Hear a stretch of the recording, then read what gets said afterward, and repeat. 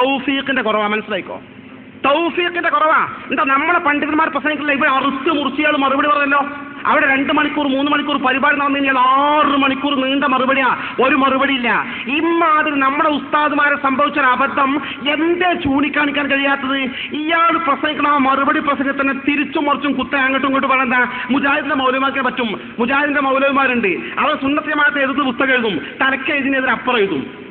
ഇത് സാക്ഷാൽ പേരോട് സംഭവിച്ചിരിക്കുന്നു. തന്റെ പ്രസംഗത്തിൽ ഒരു സന്ദേഹവും വേണ്ട.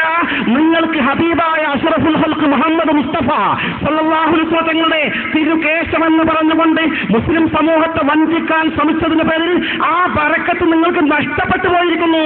അതുകൊണ്ടാണ് നിങ്ങൾക്ക് ഈ അബദ്ധം സംഭവിച്ചുകൊണ്ടിരിക്കുന്നത്. ഇത് ഗൗരവതരമായ വിഷയമാണ്. വിലയിരുത്തിക്കോ, നല്ലവണ്ണം വിലയിരുത്തിക്കോ. പിൻവാങ്ങാൻ ഇനിയും ചാൻസ് ഉണ്ട്. തങ്ങളെ കൊണ്ട് തൊട്ട് കളിക്കണ്ട. നിങ്ങൾ പലതുകൊണ്ടും കളിച്ചിട്ടുണ്ട്. അനാഥ മക്കളെ കൊണ്ട് കളിച്ചിട്ടുണ്ട്, ഹബീബിന്റെ സ്വലാത്ത് കൊണ്ട് നിങ്ങൾ കളിച്ചിട്ടുണ്ട്. പക്ഷെ എന്തുകൊണ്ട് കളിച്ചാലും നിങ്ങൾ ഹബീബായ മുത്ത് മുഹമ്മദ് മുസ്തഫ സ്വല്ലല്ലാഹു അലൈഹി വസല്ലം കൊണ്ട് കളിച്ചാൽ നിങ്ങളെ പിടികൂടും. അതിന് തെളിവാണ് ഈ പ്രസംഗത്തിലെ ഓരോ ഭാഗങ്ങൾ വിശദമായി അപഗ്രഥിക്കാൻ സമയക്കുറവ് കൊണ്ടാ.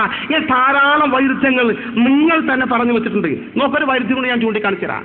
അഷ്റഫ് ഫൈസി കങ്ങാടിപ്പറമ്പ് പറഞ്ഞു, ചങ്ങാതിമാരെ, ലോകത്ത് ഹബീബായ മുത്ത് മുഹമ്മദ് മുസ്തഫ ആയിരക്കണക്കിന് മുടികൾ സൂക്ഷിച്ചൊരു രാജ്യമല്ല. പരമാവധി കൂടുതലുള്ളത് കുറഞ്ഞ മുടികൾ, ഇത്ര മുടികളാണ്, അത് തുർക്കിയിലാണ് ഉള്ളത് പറഞ്ഞു. ആ പേരോട് മറുപടി ആര് പറഞ്ഞു തുർക്കിയിലാണ്? വിവരം വേണ്ട, എനിക്ക് വിവരം വേണ്ടേ? തുർക്കിയിലല്ല, കുസ്തന്തീനിയിലാണത്. കുസ്തന്തീന കോൺസ്റ്റാന്റിനോപ്പിൾ നമ്മുടെ രാജ്യ. കുസ്തന്തീനിയ ഏതാന്നോ? തുർക്കിത്തെ രാജ്യം തന്നെ. നോക്കിക്കോളൂ ഇവർ പറയണത്. മുടികളിൽ ഏറ്റവും കൂടുതൽ മുടി കിടക്കുന്നത് തുർക്കിയിലാണ്, മുസ്തഫ കമാലിന്റെ സ്ഥലത്താണ്.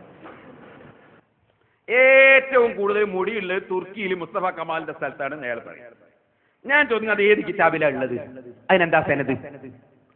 ഏറ്റവും കൂടുതൽ തുർക്കിയിലാണ് മുടിയുള്ളതെങ്കിൽ അതിന്റെ സനദ് എന്താണ്? ഏത് കിതാബിലാ ഉള്ളത്? അവിടെ എത്ര മുടിയുണ്ട് പറ. 35 മുടി, 35 മുടി സൂക്ഷിച്ച സ്ഥലം എന്റെ കയ്യിൽ കിതാബിനുണ്ട്.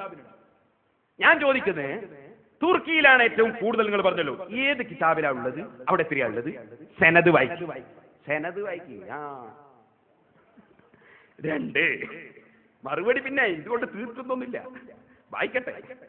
അടുത്തത് ഞാൻ പറയാ, കുസ്തന്തീനിയ 34 മുടി. ഞാൻ നേരത്തെ പറഞ്ഞ 35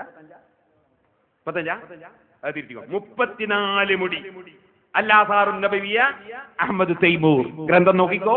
നിങ്ങൾ പറഞ്ഞു വരികയാന്ന് പിന്നെ ചോദിക്കണ്ട, ഇപ്പൊ തന്നെ പറയാം. എന്താ പറഞ്ഞോ? ആര് പറഞ്ഞു കാസർഗോഡാണ് 100 മുടിയുള്ളത്?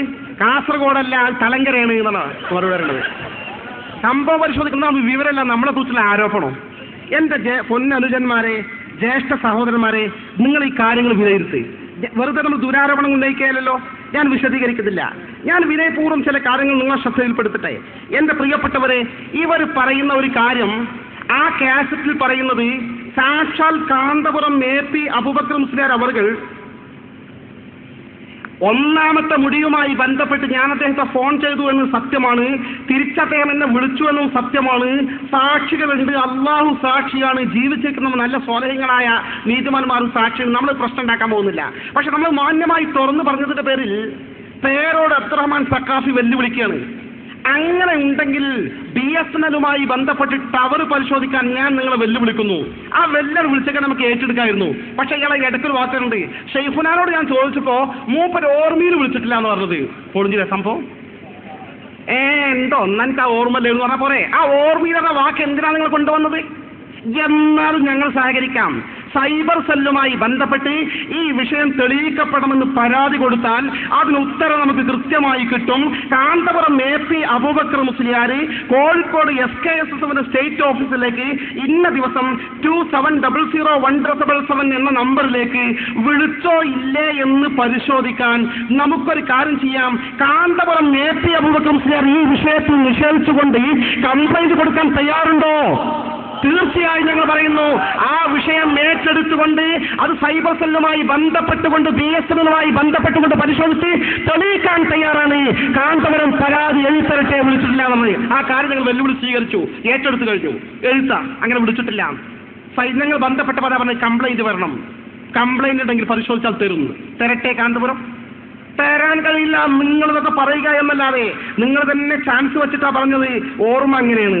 മറ്റൊരു വിഷയം ഇവർ പറഞ്ഞത് മറുപടി എന്താ വെച്ചാല്, ശംസുലത EK ഉസ്താദ് ജീവിച്ചിരുന്നെങ്കിൽ SKSSF പിരിച്ചു വിടുമായിരുന്നു. ഇതൊക്കെ ആൾക്കാരെ ബോധ്യപ്പെടുത്താനാ. വിനയപൂർവ്വം പറയട്ടെ, ശംസുലതമ ജീവിച്ചിരുന്ന കാലത്ത് SSF പിരിച്ചുവിട്ട ശംസുലതമ ജീവിതകാലത്തിന് ശേഷം SKS പിരിച്ചുവിടുമായിരുന്നു എന്ന് പറയും. എന്ത് ന്യായമുള്ളത്? ഗൗരവതരമായി ബുദ്ധിയുള്ള ആളുകൾ വിചാരിച്ചിക്കോ. മറ്റൊന്ന് കാസറ്റിൽ പറയുന്നത്, കാന്തപുരത്തോട് എനിക്ക് നല്ല ബന്ധമുണ്ടായിരുന്നു എന്ന് ഞാൻ പറഞ്ഞ് നിഷേധിക്കുക. കാന്തപുരം നിഷേധിക്കൂല, പേരോട് നിഷേധിച്ചാൽ പോരല്ലോ. എനിക്കന്ന് പ്രായം കുറവാനാറുള്ളത്. എന്താ പ്രായം കുറവായ ആൾക്കാർ കാന്തപുരത്തും ബന്ധം ഉണ്ടാവൂലേ? ഞാൻ പട്ടിക്കാട് ജാമിയ നൂരിയ അറബിക് കോളേജിൽ പഠിക്കുന്ന കാലഘട്ടത്തിൽ 1985 കാന്തപുരത്തിന്റെ കൂടെ കാന്തപുരം കാഞ്ഞങ്ങാട്ടേക്ക് വരികയാണ്. കണ്ണൂർ വരെ ഒരുമിച്ച് യാത്ര ചെയ്തത്. ഞാൻ ബന്ധം വിശദീകരിക്കില്ല. ഞാൻ അദ്ദേഹത്തോട് സംശയങ്ങൾ ചോദിക്കാറുണ്ടായിരുന്നു, അദ്ദേഹം ഉത്തരം പറയാറുണ്ടായിരുന്നു. ഞാൻ ആ മുടിയെക്കുറിച്ച് വിളിച്ച സമയത്ത് ഉസ്താദെ ഇന്നാണ് വിളിക്കുന്നത്, പഴയ കാലത്ത് നമ്മൾ നല്ല ബന്ധമായിരുന്നു ഞാൻ ചൂണ്ടിക്കാണിച്ചെന്ന് ഇവർ ചോദ്യം ചെയ്യാം. ഈ കാര്യത്തിൽ ആർക്കെങ്കിലും സംശയമുണ്ടെങ്കിൽ പേരോട് നിഷേധിച്ചാൽ പോരാ, കാന്തപുരം നിഷേധിക്കട്ടെ, ഞാൻ കൃത്യമായി തെളിവ് തരാം, നല്ല ബന്ധമുണ്ടായിരുന്നു അക്കാലത്ത് എന്നത്.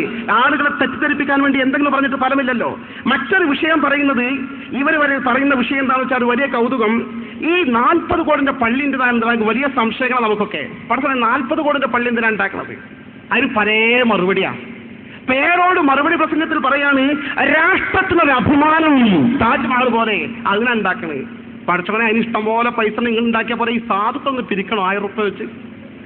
രാഷ്ട്രത്തിന് അഭിമാനം താജ്മഹൽ ഉണ്ടാക്കിയതുപോലെ കുത്തുബ് മിനാർ ഉണ്ടാക്കാൻ രാജാക്കന്മാരുണ്ടാക്കിയതാ. അതൊക്കെ ഇസ്ലാമികമായി നിലനിൽക്കും നമ്മൾ പറയുന്നില്ല. കോടിക്കണക്കിന് രൂപ ഇങ്ങനെ ദുർവ്യയം ചെയ്യുന്നത് അനുവദിക്കാൻ പറ്റൂല. അങ്ങനെയാണ് രാഷ്ട്രത്തിന് അഭിമാനമായിട്ടാണ് കാന്തപുരം ഈ പേരോട് പറയുന്നത്. അതേസമയം കാന്തപുരം പറയുന്നത് അങ്ങനല്ല. കാന്തപുരം പറയുന്നത് ഒന്നുകൂടി മെച്ചപ്പെട്ട വാക്കാണ്. അദ്ദേഹം ജനങ്ങൾക്കിടയിൽ സ്ഥാപിക്കാൻ ശ്രമിക്കുന്നത്, വളരെ വിദഗ്ധമായി അദ്ദേഹം അവതരിപ്പിക്കുന്ന ആശയം എന്താണെന്ന് വെച്ചാൽ, ഈ മുടി സൂക്ഷിക്കാൻ വേണ്ടി 40,000 കോടിയുടെ ചെലവിൽ ഒരു പള്ളി നിർമ്മിക്കപ്പെടാൻ കാരണം അദ്ദേഹം പറയുന്നു, ദേശാഭിമാനി ദിനപത്രത്തിലായി വാർത്ത വന്നത്. ഫെബ്രുവരി 2001 25 വെള്ളിയുടെ 10 ദേശാഭിമാനി പത്രത്തിൽ ഹെഡിങ് 2 രൂപയ്ക്ക് അരി സർക്കാർ തീരുമാനം സ്വാഗതാർഹമെന്ന് കാന്തപുരം. തൃശൂർ സമൂഹത്തിൽ ദരിദ്ര വിഭാഗത്തിനൊപ്പം ഇടത്തരക്കാർ കൂടി 2 രൂപയ്ക്ക് അരി കൊടുക്കാനുള്ള സർക്കാർ തീരുമാനം സ്വാഗതാർഹമാണെന്ന് അഖിലേന്ത്യാ Sunni Jamiyyathul Ulama general secretary AP Abubakar Musliyar സന്ദേശത്തിൽ പറഞ്ഞു. സർക്കാർ നടപ്പാക്കുന്ന എല്ലാ ജനക്ഷേമകരമായ പ്രവർത്തനങ്ങളും സ്വാഗതാർഹമാണ്. തൃശൂർ സംഘടിപ്പിച്ച ജില്ലാ മീലാദ് കോൺഫറൻസ് മദ്ഹൂർ റസൂൽ പ്രഭാഷണം നടത്താൻ എത്തിയതായിരുന്നു. മദ്ഹൂർ റസൂൽ പ്രഭാഷണം നടത്തുക, LDF സർക്കാർ 2 രൂപയ്ക്ക് അടി കൊടുക്കാറാണ് സ്വാഗതാർഹം. ഇതാണ് പ്രസംഗിച്ചിട്ടുള്ളത്. എന്നിട്ട് കഴിഞ്ഞിട്ടില്ല, അതിൽ ഇയാൾ തുടരുക. ഈ പ്രഭാഷണത്തിൽ അദ്ദേഹം തുടരാണ്, തിരുകേശം ഏറ്റവും പ്രൗഢ